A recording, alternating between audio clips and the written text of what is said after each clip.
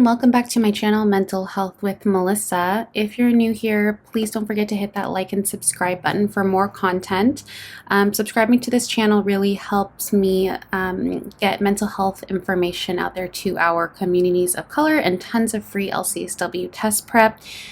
My social work study with Melissa LCSW test prep program has gone live and is available for purchase now at my website. I will leave the link directly below, and I'm really excited about this. Thank you so much to those of you that have continued to watch my videos and supported this channel. I really enjoy getting information out there.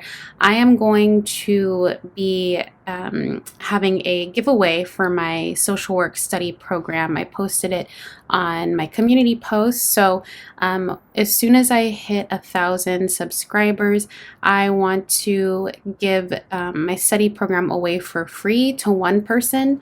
I want to give it to 2 people for 50% off, to an additional 2 people 30% off, and then for 5 people for 20% off. So all in all will be 10 winners, and again, hopefully it will be as a good tool for you to get that LCSW.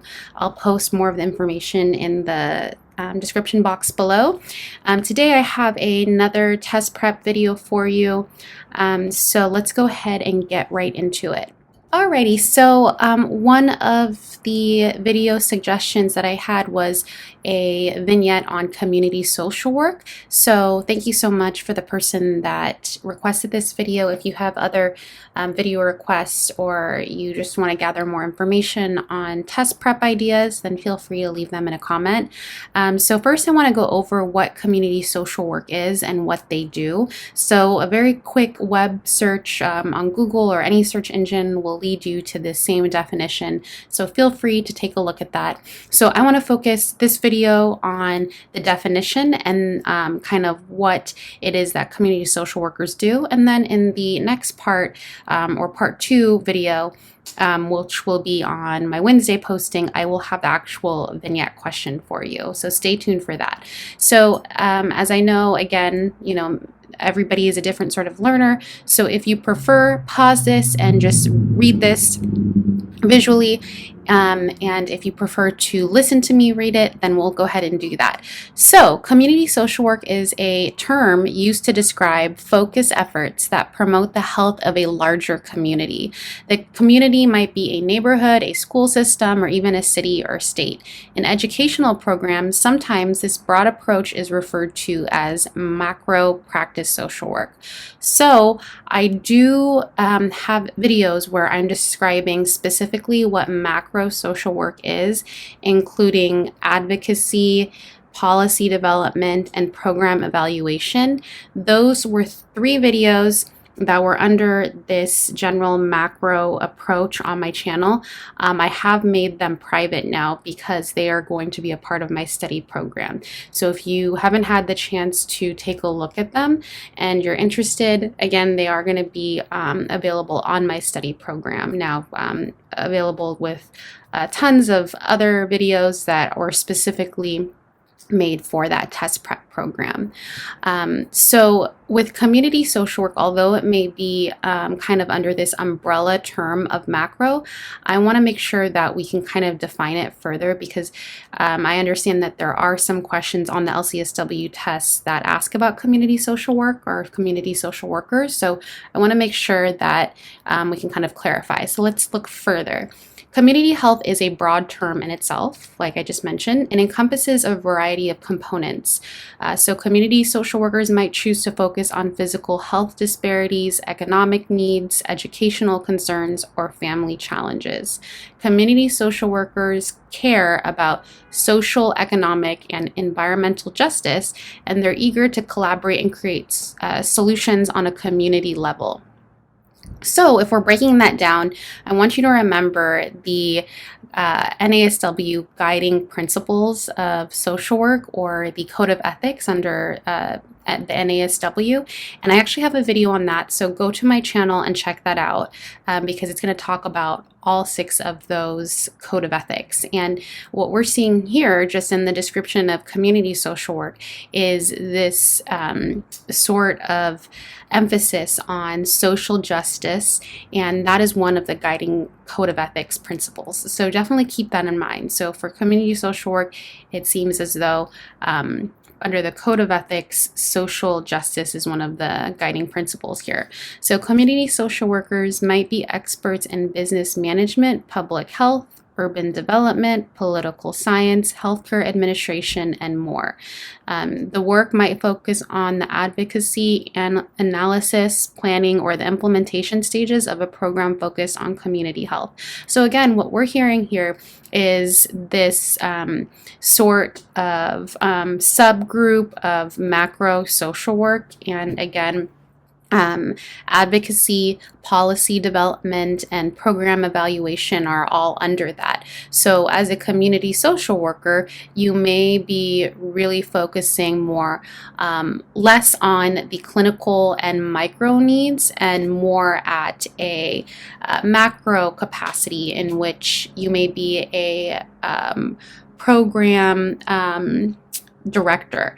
And like you'll see in my earlier videos, when my channel focused more on interviewing mental health providers and in their different capacities. But there's a video up with Dr. Apeduto, who is a psychologist and program director of the Mind Institute, where he doesn't work as a clinician or a psychologist doing psychological testing anymore. At least he is the main go-to person for that particular program under UC Davis.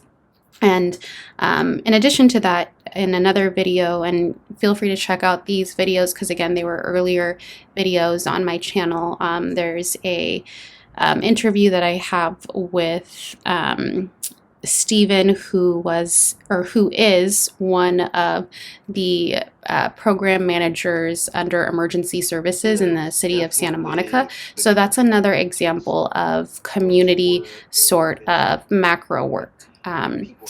So kind of going on and continuing on this same sort of path, what do community social workers do? So they can be found around the globe. They're involved at every stage of planning and running organizations that promote community health. So with, like I mentioned, emergency planning, there has to be plans set in place for that. For the Mind Institute that I was telling you about for Dr. Apeduto, what that encompasses is making sure that this program that really caters to those that have some sort of like needs for autistic concerns or other sorts of developmental disabilities, those are definitely overseen by the clinical providers, but also there has to be directors that also manage the outreach, for example, and making sure that you're finding the right people to provide these services to, and that these groups of people are understanding what services are available to them, and that we're giving them the access to the service. So they organize, simply put. Community organization in social work is a specialized field in which grassroots organizations hire individuals to develop programs, raise funding, or recruit or train leaders and other participants to work towards a specific community goal. You don't have to hold a master's degree in social work to be a community organizer. So those 2 examples that I gave you of those earlier interviewers, they are neither of them, Stephen Torrance and Dr. Leonard Apeduto, neither of them are social workers.